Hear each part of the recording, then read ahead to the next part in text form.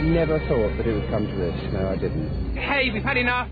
Our way of life is threatened. And things these days are getting so out of hand because the governments are telling us what we can and what we can't do. Leave us to choose our own rights. I'm worried that I might not be able to go shooting with my dad. Our livelihood, our way of life, employment, we're finished. It's as serious as that. This is what a disarmed country looks like. This is how little is left once free men and women surrendered their right to own a firearm. The silence was deafening, marching like a defeated people, thousands of shooters and sportsmen, grabbing at one last chance to resist, fighting for a freedom they had already lost. I'm not doing it for shooting, I'm doing it for freedom. I don't care if I never fire another shot, but I'm damned if I'm going to let my government make the decision for me. My father once said to me that the day you hand your guns in, that means that the country's no good to live in anymore. No one really thought that they would take your rabbit guns and your duck guns. That just couldn't happen. It was an impossibility. We thought no one would ever do anything to us. We were wrong. Too bloody late now. Once the guns are gone, you're not going to get them back.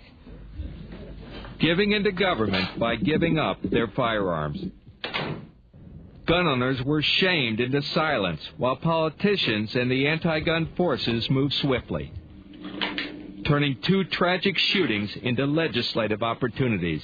It becomes quite clear that if you want a safer society with lower gun violence, then you've got to reduce your gun ownership.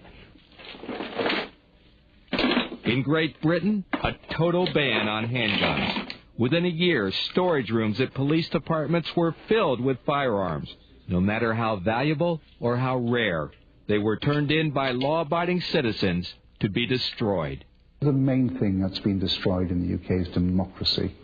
We've had a vociferous minority hoodwink the media and the public into believing what they've done is right. We've basically accepted that our government possibly have a point to make. And I think that we should have told them very clearly that they do not. There's the old saying, if the good men stay silent, only the evil is heard. And the good men, we sat at home, all 60,000 of us, and we were silent. A very bad mistake.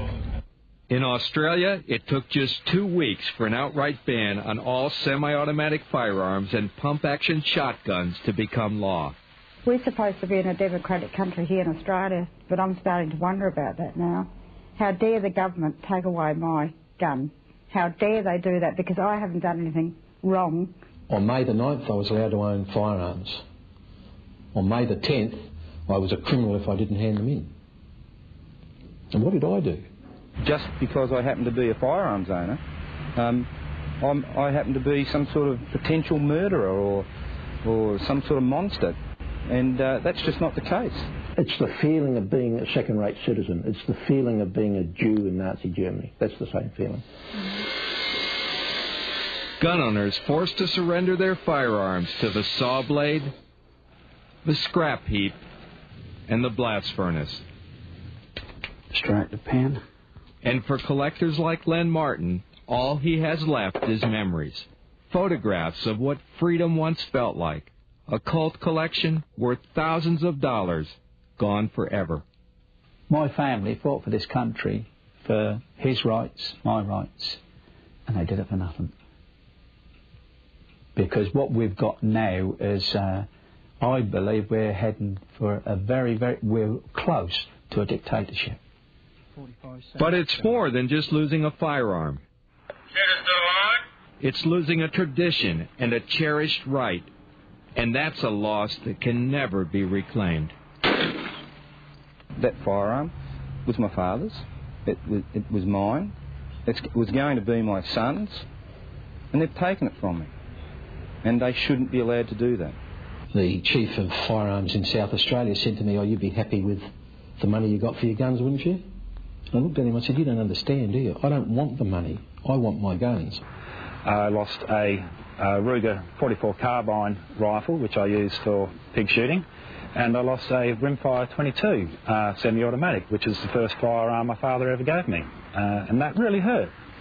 A hurt that runs deep, Olympic shooters feel abandoned by their own government. Although they still compete beneath the flag of Great Britain, they've been forced to leave their homeland and practice in another country. We purportedly live in a free country, but I can't live in my own country and do my own sport, which is an Olympic sport. I have to go to another country, somewhere else in the world, and do it. So it flies in the face of British justice. It's, I think it's appalling. I'm horrified at my own country. But gunsmiths and gun shop owners haven't only been robbed of their sport and their rights, they've lost their livelihood altogether. One by one, they will have no choice but to close. It's a sad way to end 100 years of tradition, because one of the true icons of the sporting goods industry has been ruined by a government decision to just take away our firearms. They can just say from tomorrow you're only allowed to have one shotgun per person. Or if it suited them, no shotguns per person. And that's a hell of a loss, and we have lost that. Silence which has led to submission and, even worse, division within the ranks. Now, gun owners in Australia and Great Britain will be the first to admit they only have themselves to blame. That's a very sad indictment, and our biggest enemy has been ourselves and apathy. We did not stand up with pride at all. One of the biggest mistakes people can make is disunity. That will draw you down every time, and you can bet that the media and the politicians will try and exploit that lack of unity. And that's just what happened.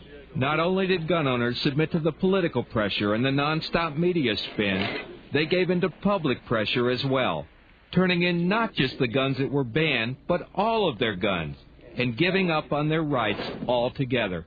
We find a lot of people that have been happy gun owners in the past are now giving up their licences and their sport and selling their firearms off. I've lost interest in the whole thing because of the extra costs in keeping the guns and just the new regulations that have come in as well. It's all becoming too difficult. There's a lot less young people shooting now because it's just so difficult. A lot of older shooters are passing in the cards because they're sick of being treated very poorly by the government. So, I'm fairly worried that in a few years we won't be able to shoot at all. Sacrificing their rights for the politicians' false promise of a safer society. The thing that's really worrying is this gesture politics, the idea that you can ban one sort of gun or another and actually make the public safer. Of course, it's a nonsense. I understand that they are upset that they're losing their sport. I understand that. It is the price that has to be paid for living in a safer society. I don't think people believe that anyway, to be honest. Common sense dictates that no, they're not going to be any safer. The crime rate's not going to drop. The use of firearms by criminals will still be there, and they'll still obtain their firearms on the black market. And the black market is booming in Australia at the moment. I think the criminals are absolutely rejoicing at the fact that all legal guns are taken out of circulation. And if you don't believe it, just listen to what this street thug told us in London. There's a crock. It's making no difference whatsoever. I mean, the people in the street, they're going to get their guns anyway. No problem. Gun bans that won't make a difference, and gun owners struggling to stop the momentum against them. It's not a question of what next. We already know what's next. They're already screaming about more bans. It hasn't stopped. It could well be shotguns next. It could well be rifles next. It might be both.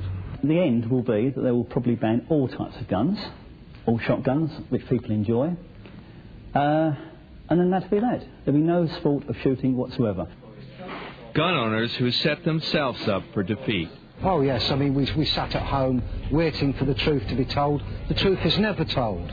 They not only lost their will to fight, but were willing to surrender what they know is rightfully theirs. It's a lesson learned the hard way. And their message to gun owners in America is simple. It will happen to you if you let it. You cannot sit back in your small hometown believing that the Browning A5 in the cupboard will be there forever. Once registration comes in and takes place, the police will know where it is, and within 5, 10, 15 years, or when it's politically correct, they will come and get it. Don't let the American legislators put the short end of the wedge in. Because once they find a way of doing it, and once it's successful, then they will do it time and time again. Stay strong. don't budge 1 inch.